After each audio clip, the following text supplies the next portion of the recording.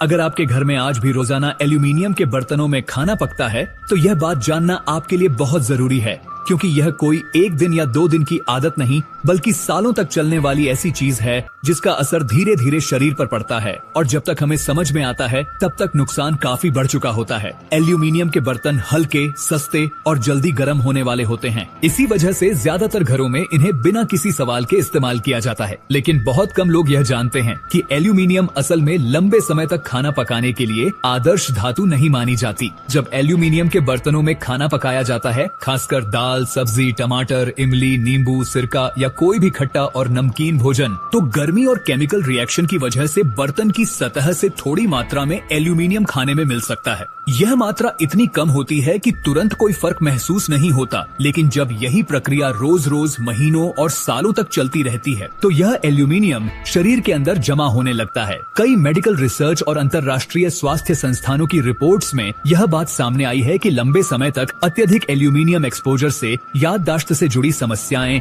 ध्यान लगाने में दिक्कत, हड्डियों की कमजोरी, खून की कमी और नर्वस सिस्टम पर असर जैसी परेशानियों का खतरा बढ़ सकता है, खासकर बच्चों, बुजुर्गों, गर्भवती महिलाओं और उन लोगों में जिनकी किडनी या इम्यूनिटी पहले से कमजोर होती है। यही वजह है कि आजकल कई डॉक्टर और न्यूट्रिशन एक्सपर्ट सलाह देते हैं कि खाना पकाने के लिए एल्यूमिनियम की जगह स्टेनलेस स्टील, कास्ट आयरन, मिट्टी, पीतल या अच्छे क्वालिटी के कोटेड बर्तनों का इस्तेमाल ज्यादा सुरक्षित विकल्प माना जाता है। इसका मतलब यह बिल्कुल नहीं है कि अगर आपने कभी एल्यूमिनियम के बर्तन में बना खाना खा लिया तो तुरंत कोई बड़ी बीमारी हो जाएगी, लेकिन यह भी सच्चाई है कि रोजाना और लंबे समय तक इसका इस्तेमाल करना समझदारी भरा फैसला नहीं माना जाता। कई लोग यह सोचकर इस बात को नजरअंदाज कर देते हैं कि हमारे माता पिता और दादा दादी भी यही बर्तन इस्तेमाल करते थे और उन्हें कुछ नहीं हुआ, लेकिन आज की लाइफस्टाइल, खान पान, तनाव और शरीर की हालत पहले जैसी नहीं रही। आज शरीर पर असर धीरे धीरे और चुपचाप पड़ता है और जब लक्षण सामने आते हैं तब तक बहुत देर हो चुकी होती है।